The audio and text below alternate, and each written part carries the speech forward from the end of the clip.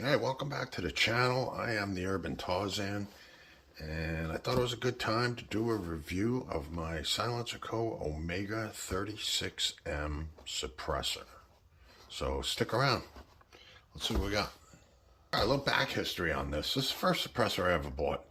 There's a lot of reasons why I chose this suppressor. Number one, it was my first suppressor that I was buying, and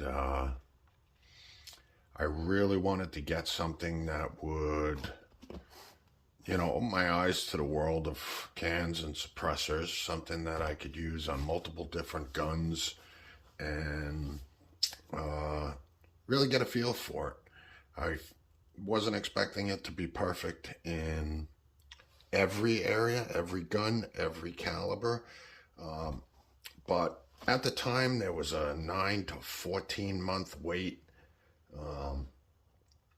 Going out and spending $1,200 on a suppressor without really knowing that much about them at the time, and knowing that if I did decide to get another one, it was going to be a year before I'd be able to get it. And I wanted my first one to be able to, shoot on pistols, shoot on rifles, shoot different calibers, and really kind of just get a lay of the land. That's why I chose the Omega 36M. It's good up to 0.36, so it's 9mm and below, but rated full auto, rated all the way up to 338 Lapua. And it really looked like the best choice for me at the time. That's why I ended up going with this. So let's take a look at it, and we'll talk about it. Show you what I learned, just some different intricacies of it, and show you what you get in the box and what I found. All right, so when I got this, it was on the shelf for $1,000. I think I ended up saving another 150 on that at the store. So they give you a little bag for it, a little protective bag. And then basically this is what you get, and the tools. So let's talk about what you get first before we move into anything else.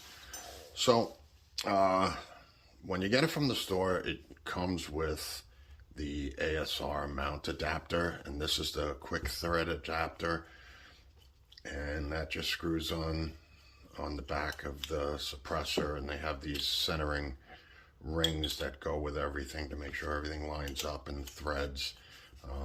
And you thread that on, and then it's got then you have to buy the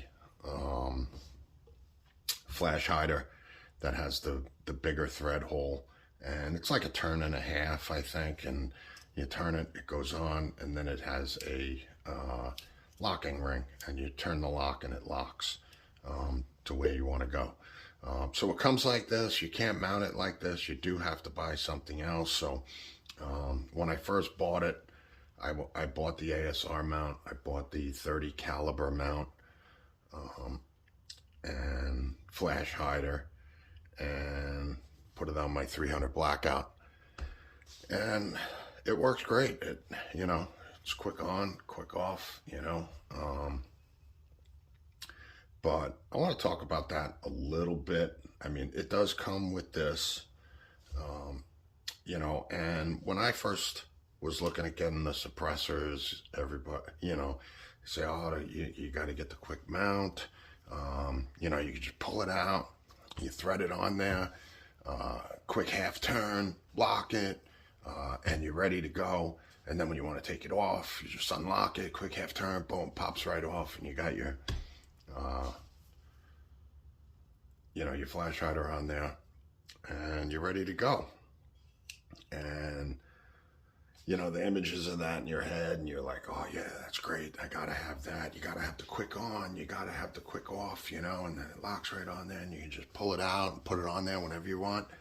And then you get it, and at least for me, my usage, how I use it, it's all Hollywood bullshit. There's no other way to put it. scenario where you don't have it on, and you need to put it on really quickly, be able to pull it out and put it on there, and you're ready to go. What is that scenario that you didn't have it on to begin with, but now all of a sudden you do need it on, and it's life and death that you get it on there quickly? If it was life and death, you wouldn't even reach for it. You just pull the trigger. I really don't understand the need for it. The fact of the matter is that those flash hiders are $125 plus a piece. If you're going to put it on 2 or 3 different guns, you're pushing $500 just to be able to mount this on 3 different guns. And you got to do it quickly. You got to be able to just take it off, put it on, and then put it on and take it off. The truth of the matter is that it's on, it stays on. If I want it on, it's on. It's always on. It's always on there. If for some reason I ever want to take it off, I just take it off. The only reason why I take it off is to clean it. The only reason why I could see why you might not want it on there is if you were using it as a truck gun, you had it in a case, and you take it out of the case was small, and then you want to put the suppressor on. But even then, why do you need to do it quickly? If it was life and death, you wouldn't put it on. You just pull the trigger. If it's not life and death, what's the difference between 1.5 turns and 5 turns to tighten it on and then be about your business? It's kind of Hollywood bullshit. Other guys that swear by them and you have to have them. Put down in the comments exactly why you need to be able to get it on quickly and get it off quickly with half a turn and lock it, or why you wouldn't have it on to begin with. Why is it not on already? Why do you want to be loud and then not loud? Put that down in the comments why that's necessary, because I just don't see it. But I do have the ASR mount, and I own 2 of these, so I actually use the ASR mount on this gun. It's integrally suppressed. I have the flash hider on here, and it's in there, and that's how I leave it on this one. Can't even get to it. That's how much I use it. But what I ended up doing was, the other thing is it adds length. It adds a good 3/4 of an inch here. It adds another inch on the end of the barrel, and it adds a considerable amount of weight because of the flash hider and this extended fitting on the back. So what I found was that better than this, and better than buying at $125 a clip per flash hider, which may not even be the flash hider you want to use, I decided to go a different route. And that route is, I bought the direct thread adapter, and that just simply fits in here. It's flush, and it goes on here. It makes the can smaller. It's lighter than this whole thing. Takes a good 1.5 inches off overall length. I got this one threaded at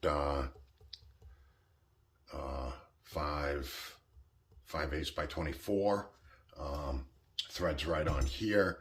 If I want to put it on another gun, I have an adapter that goes to 1/2 by 28, so I can just stick this adapter.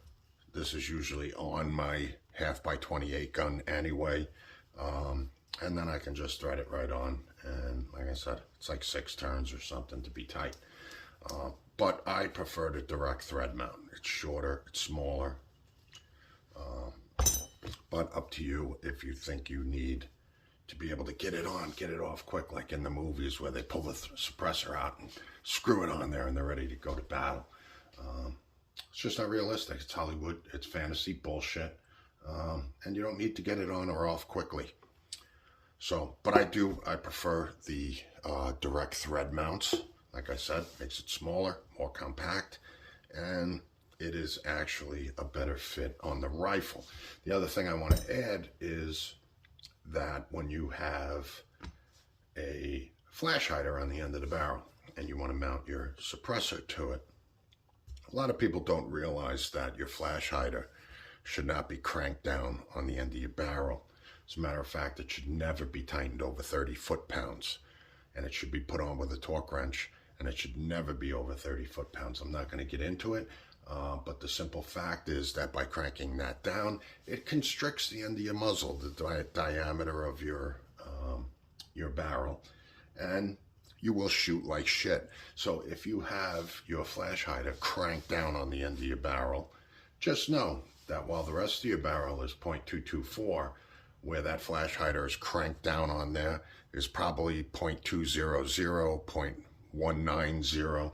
There's several videos on YouTube where they take measurements at different foot poundages of how they tighten the flash hider on the end of the barrel and measure the barrel diameter.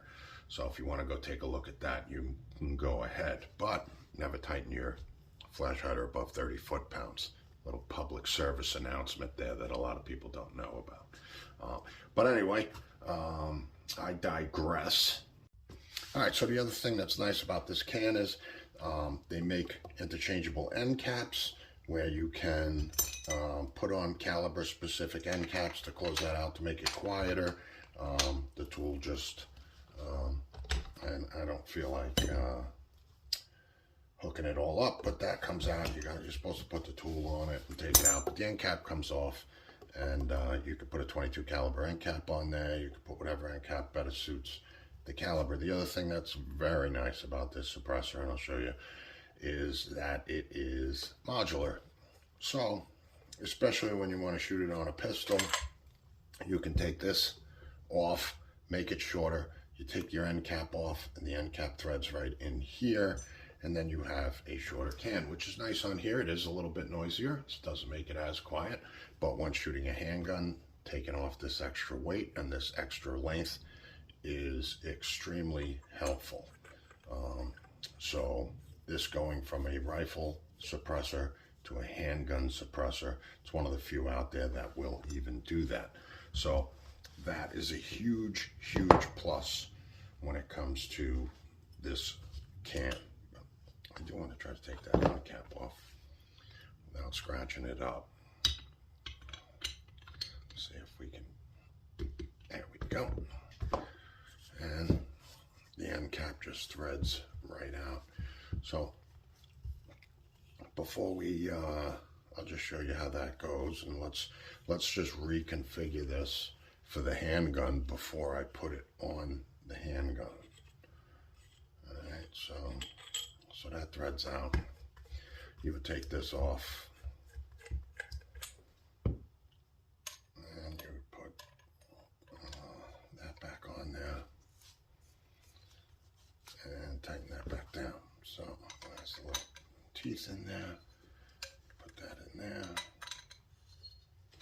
like so.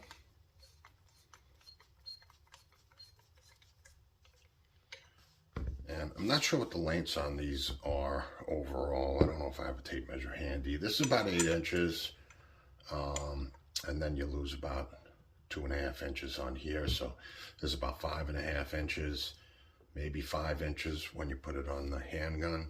So I will, let me get my handgun out and we'll put it on there, and I'll show you the handgun mount that comes with it. All right, let's talk about putting this on a handgun. This is my PSA dagger.